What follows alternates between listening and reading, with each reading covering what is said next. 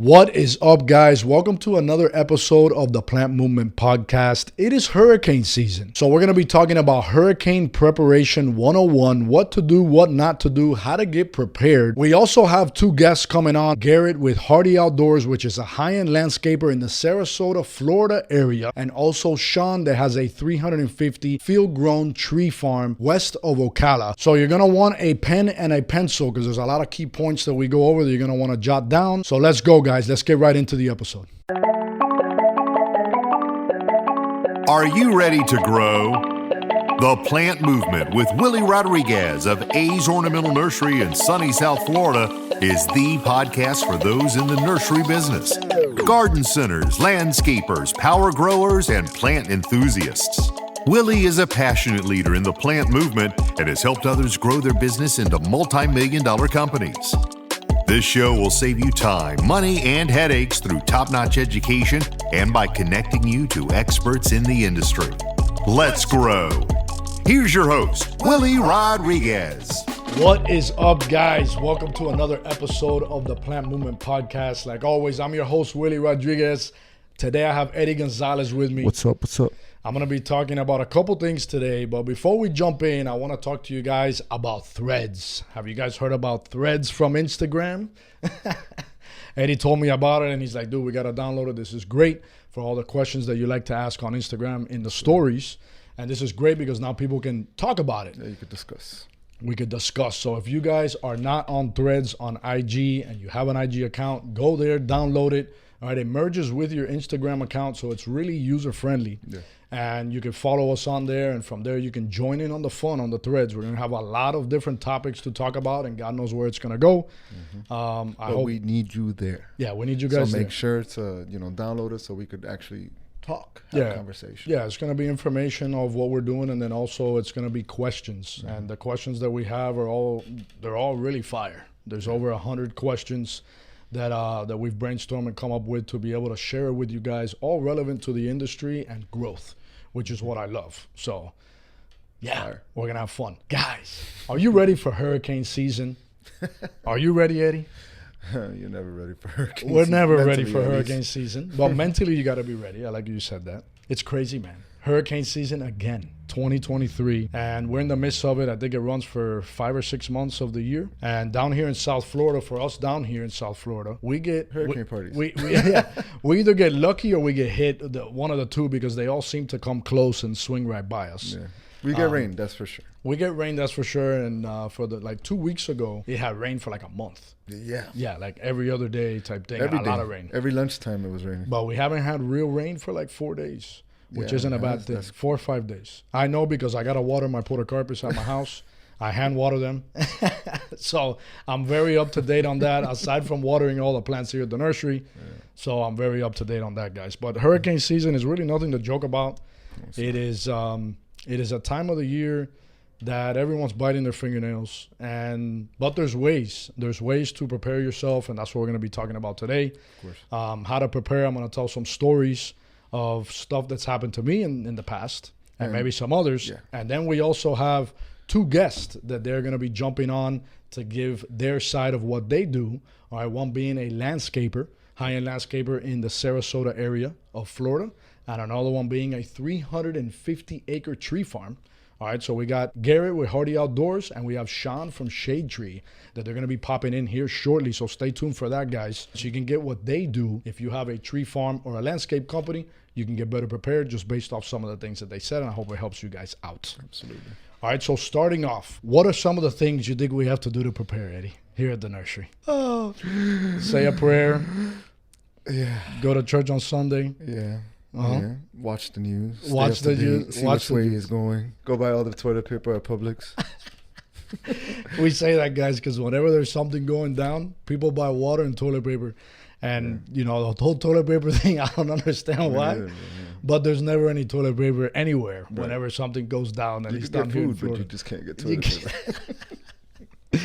Anyway, guys, so we're going to start on some of the things that we do to prepare for a hurricane. One being our mind in all reality. Your mind has to be the strongest because you got to be prepared to lose and then be strong enough and man enough to build it back up. Well, if you started a business in this industry, your mind's already there, especially in South Florida. It's there, but sometimes it might not be. And some people I've seen that their mind overpowers them, and they let it, soak in real deep, where to the point that they either take longer to kickstart again, they fall into depression, they lost a lot. I know people have lost it all during a hurricane, literally everything. So then how do you start? And then if you pack on debt on top of that, you pack not having any money, you pack on your guys leaving, you pack on, it can get overwhelming real quick. Your mental game needs to be strong. Your mental game needs to be really strong. Then we think about inventory, and then we also think about moving parts to keep the business rolling. Correct. Number one, we're going to start with equipment because that's essential. All right. Yep. You do need plants to sell and continue making money, but you need the equipment ready and on hand. Available to use when everything is done, to pick up, to build up, to build everything back up. So that's where we're going to start. So for me, I love to think of the pots, the chemicals that we've already invested in, all the things that we already have. What are we going to do to secure them? Right. Okay, so you think of pots. So if you have used pots, they don't come in pallets strapped up. So you have to do something with them. So if you have a container, which a container comes in clutch, guys. If not a container, it could be a semi-trailer, it could be a box truck, something like that. You can pack it in there and just close the door and you're good. If you don't have it, what we like to do is put the pots in a pyramid style. So let's say you have rows of 10. And then on top will be a row of 9, 8, 7, all the way up pyramid. Stack it up. And then from there, you strap it down. I like putting rebar in at an angle, all right, with the rebar sticking outwards. And then we bend them a little bit and we strap them down real tight. Or you use a come along. You can use regular straps. You can go to Harbor Freight and buy straps. I think that'll be suffice if you don't have that. And how deep do you make the rebar? The rebar, till we feel it's secure, we get like a 3-foot rebar, bang it in about 2 feet. So 3-foot rebar, just in case this is something that you want to do. Yeah, something you want to do. You want to think about also, let's say you have a shed where you put stuff, make sure it's strapped down properly. Our office is actually a big shed, 50 by 16. We already have it strapped down, but regardless, we want to check everything again, make sure nothing's rusted, which we don't have rust here, but make sure everything's solid. Correct. And then, like, let's say your office, you want to make sure you take out any important paperwork or anything, really, your computers, your printers, anything valuable that you think might blow away. If you're going to leave, or if the structure is not strong enough, like this is a shed at the end of the day, so we have a 200-mile-an-hour tornado whip through here in a hurricane, because hurricanes do bring tornadoes. Right. We don't want that important stuff here. We don't want to lose it. It's worth taking it out. Yes. You don't want to get caught in the storm, and now you show up and your office is shredded to pieces, because that's exactly what could happen. So another thing we like to do is how we line up our box trucks. We have a couple box trucks. We like to put them right next to each other. That way, if one goes to teeter-tot, the other ones will stop that one from falling. Right. And then from there, at least they're all packed together nice and tight.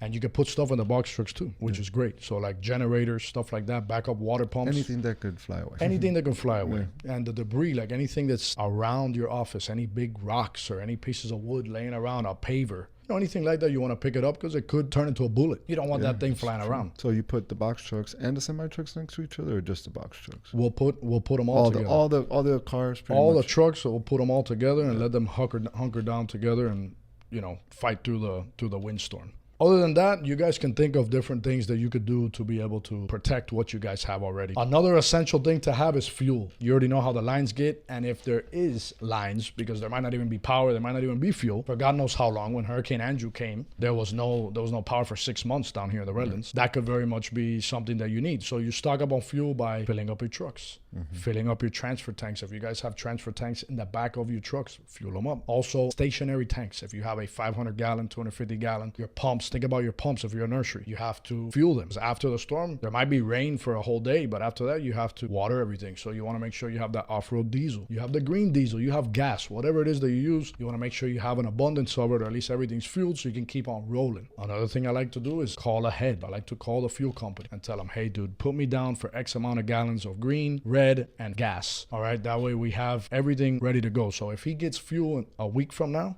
we're on the top of the list. So we get supplied, we get fuel back up, and we're ready to go. And that's what's good about having, let's say I'm fueled up and he calls me, hey dude, I have 2,000 gallons for you. Maybe I tell him, hey, go to my buddy real quick. Come, I'm going to tell you where to go. And now your buddies that needed fuel, you can fuel them up and they pay for it and they got it quicker. It's just thinking ahead, guys, really, when it comes to a hurricane. You're never going to be 100% prepared, but the more you prepare, the better it is it'll be for you. Yeah, it's good having a little checklist. Great having a little checklist. Yeah. So another thing we like to do, obviously, guys, is either cancel orders and also inform. So we like to inform our customers, letting them know that we're going to be closed, that there's a hurricane, just in case they don't know. Right.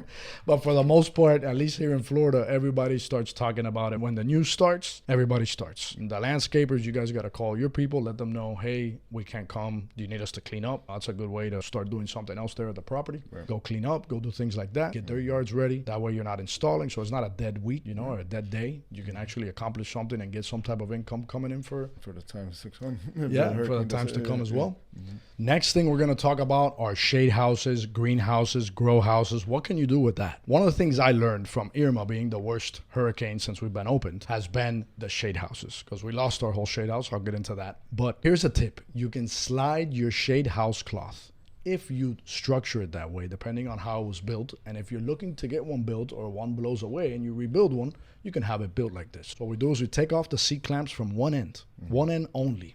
There's cables on the other side, on the long sides. So on the short end, take off all the C-clamps, and then we slide it and we roll it up like a burrito. Done. Now our shade is not going to blow away. Okay, the poles won't break. Nothing's gonna happen. Right. So you save yourself thousands of dollars just right there. You save yourself not just hundreds of thousands of dollars, but you save yourself time. Yes. Okay, because the amount of work that needs to get done to do that, and the orders, you gotta wait for shade cloth to show up. Right. It could take a month, 3 months, 6 months. Especially after who knows? exactly. So it could take a long time, and then you got to put it all back together. If you could do it in house, or you got to wait for the company you hired to put you on the list, and you might be number 73, so they don't get to you till next year. And that's the reality. But you want to do that. And the same thing with your plastic. So your plastic house, you can't really do much. You could take it off, and that way you just put it back on. What I would do if you do have any type of plastic on a bow house, I would order more plastic and just have it on the sidelines. It doesn't hurt, guys, to invest a couple grand, have it there on the sidelines, because if it does rip off, you could just rip it right off and you can go get the staples that you need. I would have a reserve kit to put it all back together, and I would have everything that you need on site, ready to go, in a container, in a box truck, ready to put it all back together. Oh, especially living here in South Florida. You should always be prepared. You should always be prepared for anything. You want to do it not too early. Because think about it, if you're growing something that is needed of shade and you take off the cloth too early 3 days before, what's going to happen to the inventory? Get burned. It's going to get burned. So you want to do it at the last minute, not when the winds are at 60 miles an hour already. You don't want to be outside. You don't want to be outside blown away. Calculate it and do it at the time that you feel is correct. Right. But by doing that, all you have to do after the hurricane is come back to the farm or wherever it is you have it, slide it all back, camp it back up. Not ready to go, but at least you got your shade house and nothing happened. Right. Okay, because the inventory underneath is, let's see what happens. Yeah, exactly. Something might happen, right? So let's talk about what any nursery's largest asset is. It's inventory, okay? And everyone is going to need that inventory after to go and replant and do all this other stuff. So what can you do to prepare for your inventory to be safe? For the smaller items, there's not much you can do. Okay, if you have plants on benches, you're doing gallons on benches, liners on benches, stuff like that. The benches could fall, it could break, stuff like that. Stuff will get damaged. 3 gallons, 7 gallons, they're gonna fall over. It is what it is. There's some stuff that will do okay. Nothing's gonna happen to them. They'll just smack on the floor, they'll be fine. Other stuff is more tender, more fragile. They might fall over and crack, break, stuff like that. So if you do have stuff that is more tender and fragile, you can lay them down. That's what I like to do with the bigger items too. You think of one plant that's very popular down here that's fragile is a clusia. Clusia gutafera. They're very popular. Really? Yeah, they are. They're fragile? They're fragile in the fact that if they slam on the ground, they're going to crack. You double stack them, triple stack them, they're going to break and crack, and they're going to arrive wherever, on a regular day. Yeah. Customers say, I want 1,000 or whatever it is they want, and you California stack them, they're going to show up all broken. That's how that plant is. So you might want to lay them down. You have a 15-gallon and bigger, lay them down. Same for the trees. If you have container-grown trees, that's another thing. It's a lot easier for you to lay them down gently or it's better for the plant for you to lay them down gently than for them to fall and and smash. Also, the heads can snap. So if you have a plant that has a nice big head, she's ready to sell, but let's say her trunk is not super thick yet, she might crack. And if the trunk cracks or breaks, then you lost the tree completely. So it's worth spending the money, guys. For some of you, it might cost you a day or $100 or $1,000. For some of you, it might cost you $100,000 to lay down a whole farm. Depends how much you have. Oh, but it's worth the initial investment, you know, because if you have 100 acre, if it costs you 100 grand to lay them down or 10 grand to lay them down, you might have $1 million that you save. Right. Also, when it comes to hurricanes, they bring a lot of rain, they bring a lot of water, they bring flooding. So that's the downfall. Right, so it's like, okay, I laid everything down. I'm good. The nursery's all laid down. Thank you, Jesus. We got it done. I'm gonna go home and I'm gonna, bunker down. Beautiful. But now you got to deal with the flooding. Right. So if you're in a flood zone, it is what it is.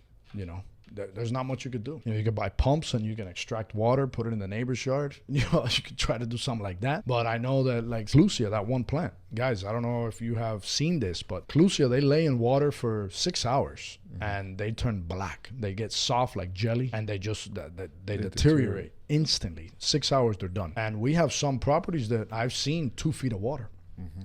So if you get a 25-gallon Clusia and you lay it in there and it's 5 feet wide, 2 feet, when you lift it back up, it's gonna be bare on one side.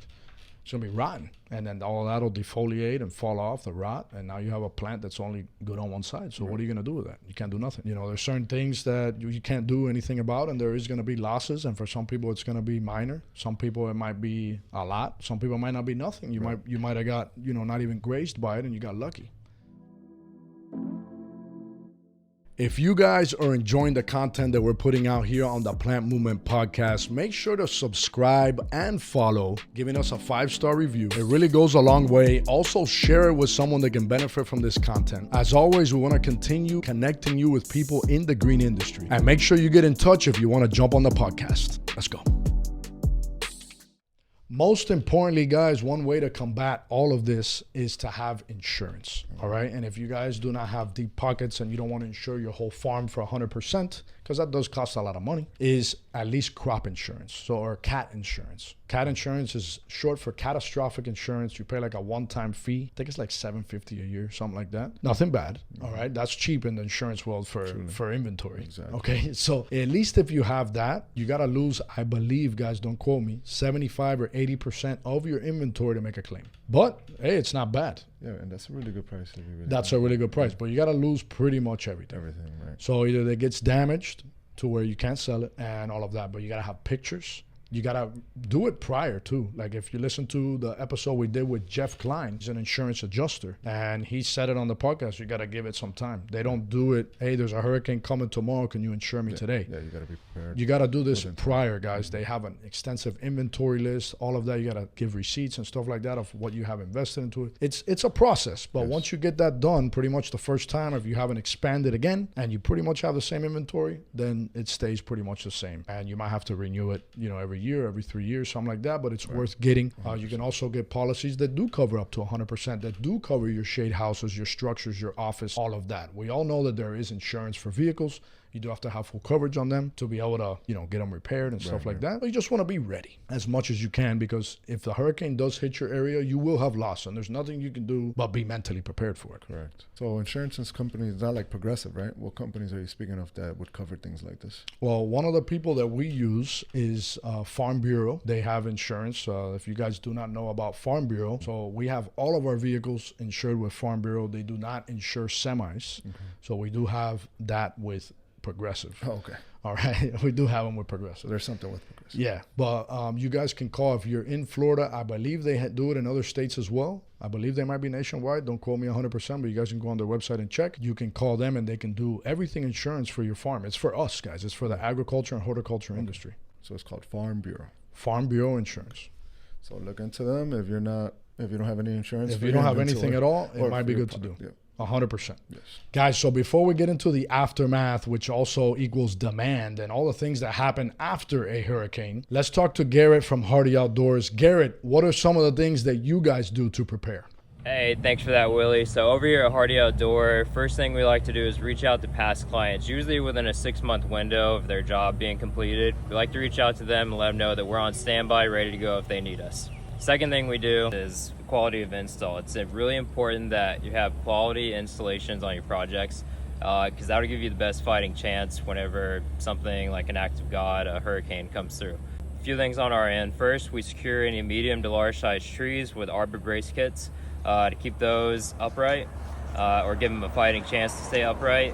We then move into all of our hardscape material. We like to make sure things are cemented in, grouted in. Then we make sure all irrigation and lighting, any electrical is off. And then we make sure all job material is either secured on site, strapped down and tarped, or it gets brought back to our yard and gets stored there safely. And last thing, and honestly most important, is we make sure the crew members are taken care of. So I like to make sure the guys have a couple days off in advance of a hurricane arrival to make sure their house is in order. I'll provide food, water, basic batteries, flashlights, sandbags, stuff like that.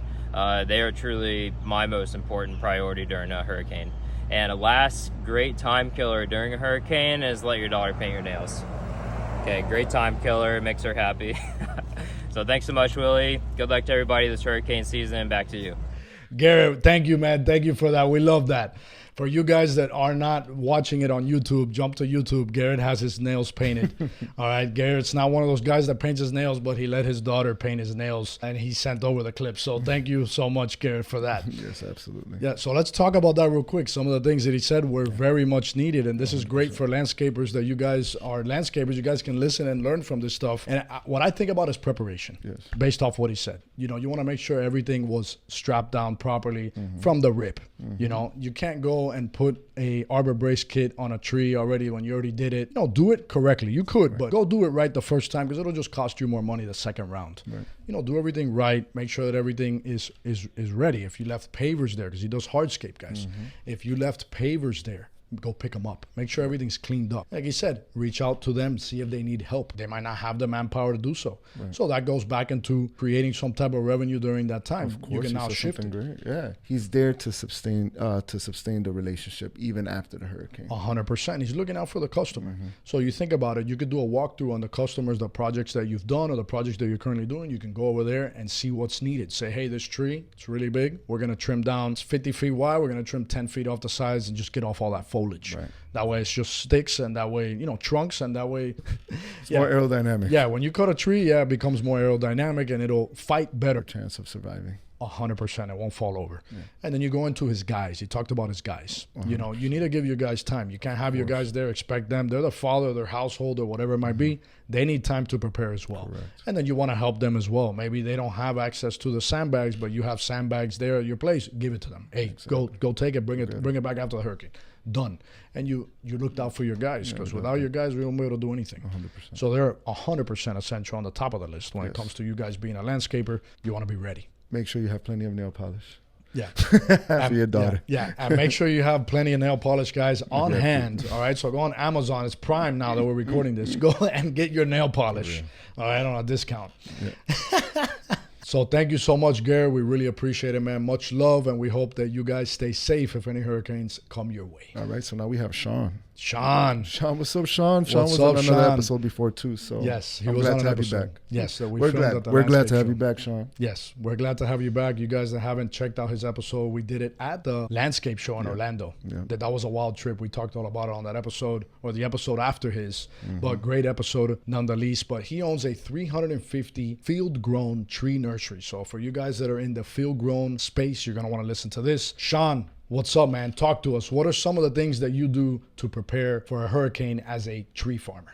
Grow field-grown trees for landscapes, and we're going to be going over some of the ways that we get prepared for hurricane season out here at the farm. Number one, we're going to be focusing on water, and you might be saying to yourself, Shaun, what are you talking about water? Hurricane just came by. The ground's soaking wet. Why do you need to worry about water? Well, if you've grown anything, you know that water is the most important thing when it comes to growing plants and trees. And we need to make sure we have some reserve ways to get water to our trees in case power goes down for 3, 4, 5 days. Heck, it could be a week before they have it back up and running. Who knows? We've been down for a long time before. So we're going to make sure that all of our pumps that we have at the farm all can run off the generators that we have available. So see what the power supply usage is out there and make sure you have an appropriate generator for it. Don't wait till the last minute to get a generator. Otherwise, you're not going to get one, especially if you're coming up on hurricane season. So get a generator, test it out, make sure it stays tuned up every year. Make sure you're testing it before hurricane season. And it can be a big generator. It can be a PTO driven generator. It can be a generator that you get from Home Depot or Lowe's. Just make sure it's strong enough to run your water system. Secondly,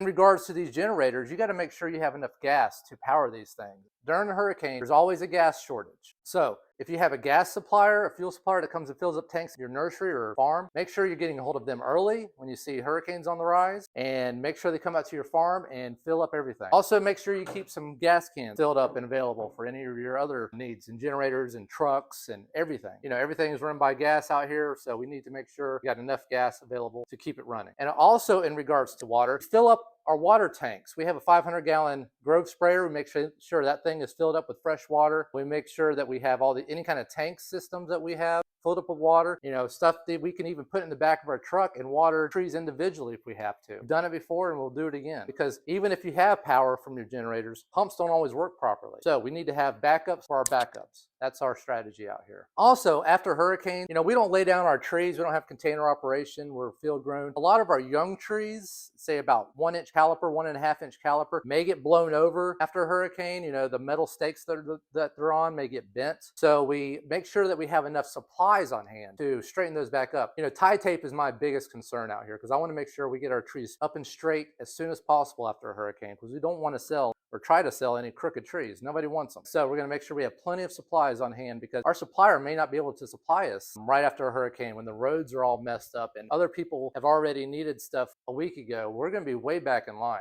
Okay, so make sure your supplies is on hand going into hurricane season. Thirdly, we look at our vulnerable trees. Any trees that we think that could get blown over or break or snap, because like sycamores, our 2-inch caliber sycamores, they got such a large canopy, such a large leaf, that they can actually snap if the wind is strong enough, if their caliper is not developed enough. So we'll go out there and we'll put them back on stakes if they're off the stakes sometimes. We'll trim heads, crowns of trees sometimes, and make them more wind resistant.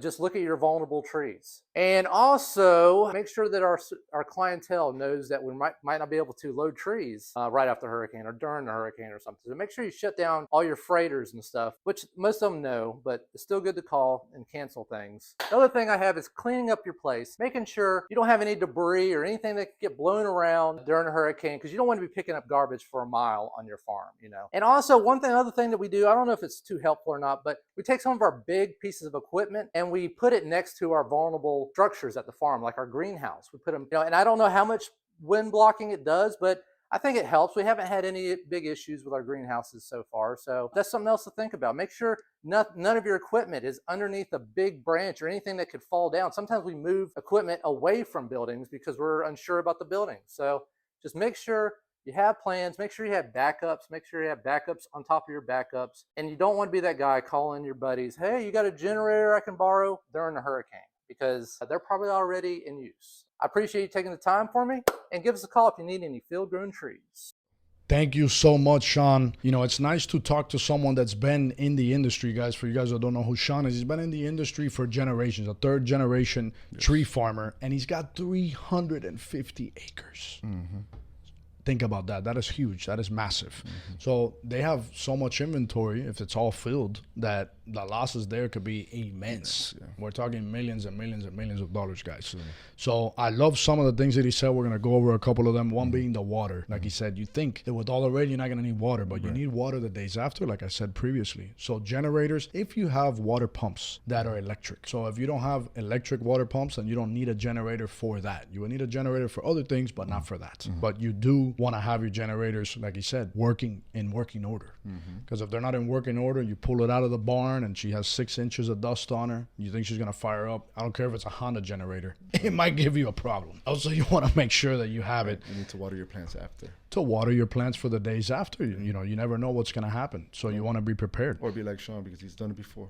He'll go out there and water them one by one. Yeah, and we know Shaun, guys. He'll dig a well and he'll pump the water out and go water them with a 5-gallon bucket. He'll make it happen, you know, day and night. So one thing I like that he said is you fill up your sprayers. I love that. Guys, for you guys that have sprayers, that's one thing that I completely missed, but it's 100% real.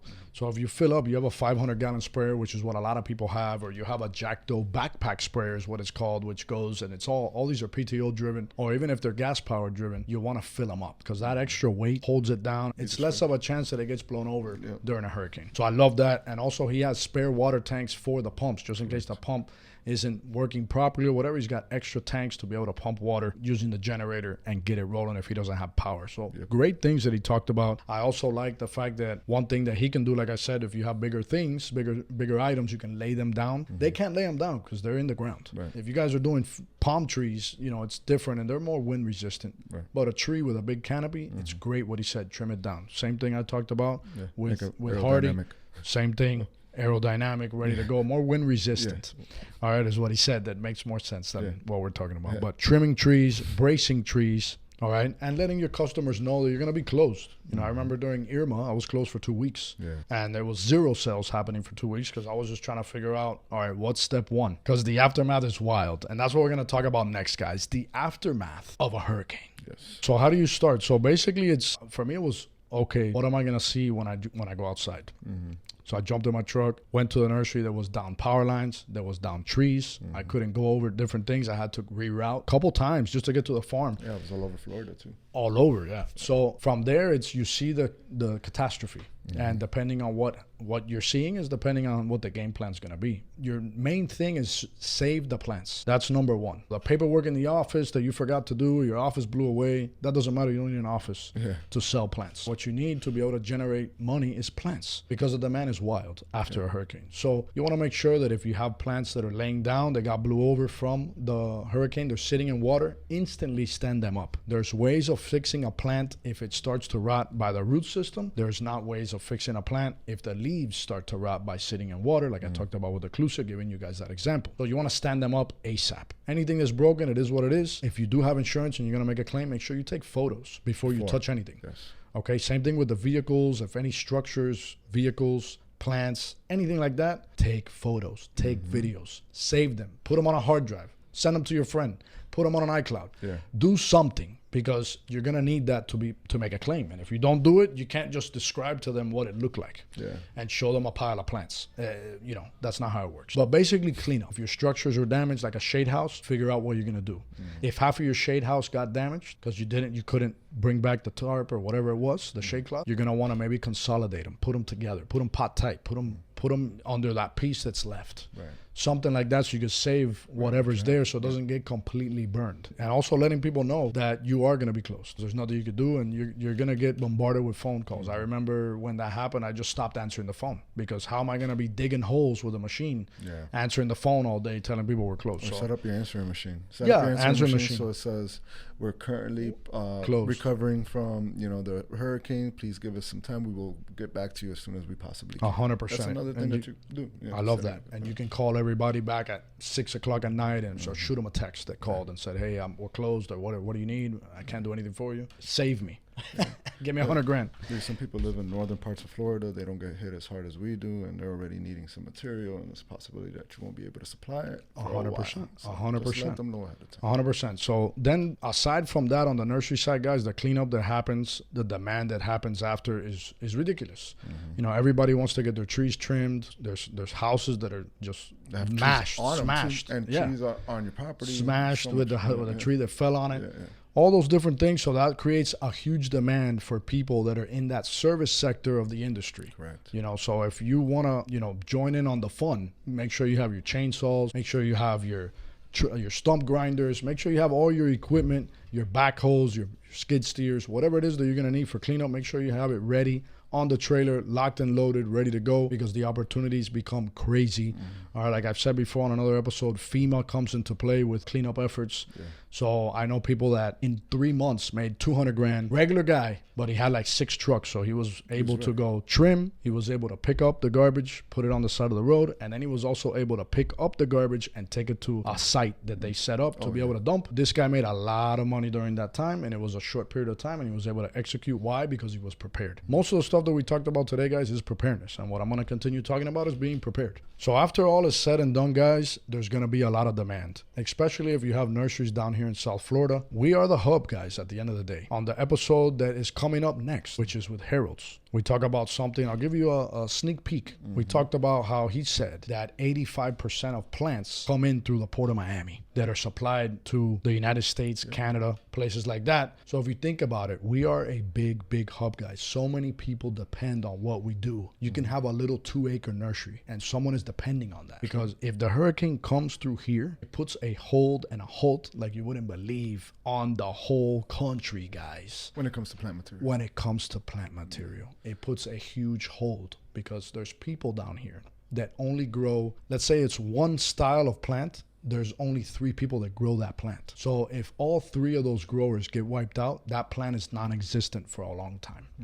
And now we got to wait for the liner guy, you know, or the guy that does it in tissue culture or whatever it may be, thinking about, oh, I can get them from South America. Great. But are they shipping that over? Right. Is that essential? Or is that something that the port is going to let them unload that first? You got to think of all of those things. Right. You know, so if you're a landscaper that you are in Northern Florida, you're in Texas, you're somewhere else, you have a big job and you're relying on South Florida. I say South Florida because we get hit a lot with hurricanes. You're going to want to pre-book. You're going to want to bring it in, take it, put it at a holding area. Your buddy has an empty lot. Hey, dude, can I put some sprinklers here and set it up? It might be worth investing $10,000 if you're bringing in 50. Or you don't do anything at all, and now you got to wait. And now you lost the opportunity to do that job. Or maybe you got to go to a garden center close to you or a grower close to you that sells it for more money. So at the end of the day, it all depends on what it is you're working with, and I would prepare accordingly. I wouldn't rely solely on just South Florida. Have options, other options, and just be ready. What I take most out of this is like just making sure your documents are done now instead of waiting till a hurricane is getting closer. 100%. You need to, you know, just in the event of something like that happens and you're just starting off, you don't want to lose everything and then have to start from zero, like literally zero, because, you know, you don't have insurance covering your product. Just make sure you're insured, you know, at least with crop insurance, like Willie said. At least with cat insurance, the cat crop insurance, 100%. I like what Eddie said. You want to be ready. Not everyone has money on the sidelines. Not everyone has a credit line. If you do have those things, great. If you do not have those things and you can access them, go get them. I've talked to so many people that they're hesitant to go get a credit line. Hey, is your house paid off? Yeah, my house is paid off. Do you have a credit line against it? No. But they're talking to me about business stuff, how they want to do a business, they want to invest, they want to do something else. They do some other line of work and they make $50,000 a year and they want to learn how to make more. You guys can't be scared. You go get it if you can and just have it. You don't have to use it. You just have it. Yeah, it's better to have it and not need it than to need it and not have it. 100%. 100%. Be ready on the sidelines with that, because that's really one of the only ways that can save you, because the insurance is not going to save you either, guys. I'm going to say it bluntly and honestly. It takes a while to collect.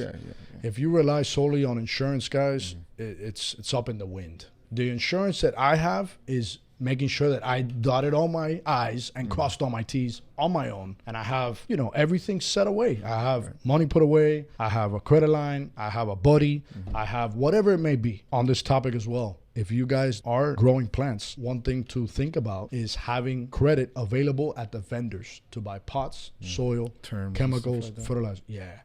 Yeah, you want to make sure they have it, because let's say the places down here in South Florida, they can all get wiped away, the inventory blew away. They'll bring down pots fast, a couple days. They'll be stocked up, the semis will start coming down, all of that. But if you don't have the money to buy it, or you need the money, let's say you have $50,000 or you have $100,000, I'm just throwing it out there. And what's priority? Okay, priority is I need to fix my shade house, I need to fix this, I need to fix that, I got to pay my guys, I have no money coming in. What am I going to do? Get credit with these guys, because now you can replant, you can repot the stuff that's a little broken, that's a little messed up, you can trim it back, you can repot it, fertilizer, chemicals, soil, pots, all of that stuff. You want to have credit at these vendors, so go and talk to them now. When you guys hang up, when you guys close out your phone and you're done with the podcast, go right now and call somebody, and not just one. I would call all of them and have access to all of them, guys. And I learned that big time during COVID with the soil. So that's like a little key secret right there. A key secret. Yeah, that's like something that, like, if you tuned into this episode, like, make sure that you take that with you. Make sure you talk to your suppliers, because it is very important to have terms with them, because you're not going to have money for a while if everything gets knocked down. 100%. If you lose everything, what are you going to do? You have to rebuild, and to rebuild, you need money. And if you don't have money coming in, how are you going to be able to grow again? Yeah, 100%. And just thinking ahead, guys, if you're a garden center, you're going to need money. So make sure you have the money set aside. The plants might not be available if you're up north. Like, we ship to garden centers throughout Florida and other parts of the country. You know, maybe I ship them more. Hey, look, a hurricane's coming. What do you need? What are you going to need for the next month? Don't pay for it. Right. You know, if it's mine, don't worry. Just take it and pay me in 30 days or whatever you structure with them, or maybe they can pay you. I don't know what it is, but I would think ahead. Yes. What's the game plan for the next month, 2 months? Hey, my shade house, I can't do anything with it. I have all these specific items. They're going to get toasted. Yeah. Can you take them? Boom. Now you take a chunk and you take it to them. You can also leave semis, box trucks loaded with orders. Of course. You know, and then ship them out in a couple days. You know, you could do something like that. Leave the doors open, and then when the hurricane comes, close the door, say a prayer, and you come back, you open the door when the hurricane's over, and at least you have the inventory there, you have that order, you have that money. You could put $5,000, 10, 15 in a box. You could put 20, 30 in a semi. You could put 40 in a semi, depending on what it is. But now at least you have that money coming back. All you got to do is have the fuel and make sure that you could take it over there, and they unload it, they give you a check, and now you got some more money. So it's just thinking outside the box, thinking long term, you know, and thinking of ways that you can really implement before the hurricane comes to doing it. That's why preparing is so important. And then what do you have available to you as lifelines after? Yes. You know, what's the game plan with the guys? Hey, some of my guys, depending on what it is, they'll leave. They'll go to Georgia, you know, and they'll do it over there. I have yet Ohio. Left. Yeah, and you'll go to Ohio. You went to Ohio last time. Yeah. Well, yeah, you didn't. You did. I stayed for Irma. Yeah, you stayed for. Oh no, you didn't stay for Irma. I stayed for Irma, and I left when there was one that was supposed to come. Okay. Yeah. So it's like, you know, you gotta have a crew that stays behind to be able to help you do this. Of course. You can't do it on yourself. I was here all day and all night. I would be here till 4 a.m. lifting up plants because a bunch of my guys left. With their families. They didn't want to do that, you know. So to go through it. Go through it. People, like, if you're listening from another state, just the sound of a hurricane, and you're here just listening to it, and then you lose power, and then there's no AC, and then it's hot outside, and then you're running down on food. Like, there's plenty of reason why to leave. Yeah, 100%. Like, if you're a business owner, this is your baby too. So I could understand, but if you have the ability to leave, don't go through stress. Yeah, just don't go through stress. If you could leave, just leave. Yeah, if you couldn't leave, the best thing is to leave. Me, I'm like the captain of a ship. I will die in that hurricane, boy. Willie will be in the hurricane holding on to the porta I'll be like Samson from the Bible holding the pillars. Oh no, God. I wouldn't be that. But, you know, if it's wild, I'm leaving. Yeah. The last one we went through that landed here it didn't land here. It escaped by us. It actually hit more of Naples, which is just under the tip of Florida. We had 90 miles and like 110 gusts. And I had shutters on my house. My windows at the house that I was living at, they weren't impacted. Yeah. And man, I had never felt that before because I went through Andrew, guys, but I'm 34, so I was 3 years old during Andrew, so I don't remember most of it. Right. My windows would bow. I didn't even know windows could bow that much. Yeah. They would bow about an inch and a half in and outward. So I'm there looking through the crack of my shutter to see what's going on outside, and I only had a little crack. And I'm looking with my cheek up against it, and it moves my whole face. And I was like, Lord Jesus, please. No, it's terrifying. And my wife was pregnant at the time, so we were debating on, do we go to the hospital? Because the hurricanes, they produce a lot of pressure in the atmosphere, and that can push a baby right out. She was like 8 months pregnant. Yeah. So we were there on the sidelines, but we ended up staying because it wasn't supposed to hit us directly. Yeah. It was supposed to hit us directly as a Cat 4, which was like 130 sustained, 140 sustained winds with like 180 mile an hour gusts. Yeah. And I was going to leave during that time because of my wife, but then it veered off, and we ended up staying. So it's wild, man. It's not easy. Hurricanes are rough, guys, but it goes back to what I said from the beginning, a strong mind. There's so many things, and everybody's situation is different. Yeah, so there's just so much to prepare on, but I know that if you do the things that you should do by preparing, or if you could do that, and you have some money put away, or you have access to funds, you know, and you have a good group of people around you, then you'll be able to get out no problem. Yeah, but the mindset is really strong, because that mindset that I had when a Cat 4 was coming right at us was, I'm going to be left with zero, literally left with zero. What do I have to rebuild?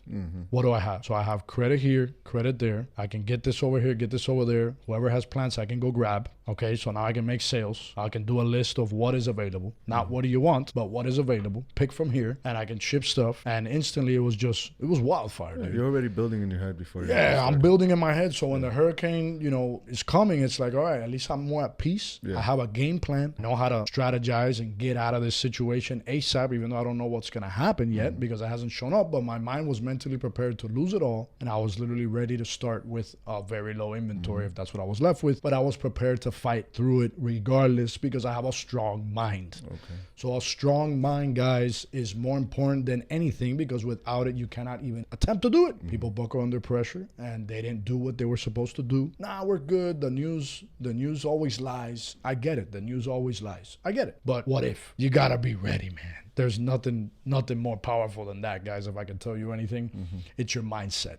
Guys, so go through the episode again and write down, if you haven't already, key things that you took from this or whatever your mind took you to during the episode. Yeah. Jot it all down now. Don't do it later and get it done. All right. Call the insurance companies. Do what you got to do, your due diligence. Call the vendors. Set up credit. Get it done now. Do not wait, because when you wait, it's too late. And it's game over for you. And we're in hurricane season already, so get it going. Yes, and if you're a grower, we need you more than ever, okay? Because when product flies away, we need whatever's left over for everyone else. And the industry's relying on us, guys. We are the start of the industry, if you think about it. Guys, I hope you took something great from the episode. Thank you so much, Garrett and Shaun. We love you guys. If you guys do not know who they are, jump on Instagram and give them a follow. Yes, all right? We'll put their information at the bottom. We'll put their information. It's Hardy Outdoors. Yes. And Shade Tree Farms. Yep. Check them out on Instagram, because there's some really good guys. If you need trees, call Shaun. You're in the Sarasota area, call Hardy. He can take on anything that you guys might be needing to tackle. That's it. So that's it, guys. We love you. God bless you. Have an awesome summer, all right? And if there is any hurricanes, I hope God puts his hand over everything you got, all right? And if you guys have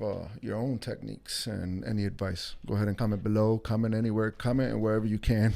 And let us know what you guys do to prepare. 100%, and don't forget, we'll see you on the treads. Yes. On the treads? On the treads? We'll see you on the threads. Bye. Bye, guys.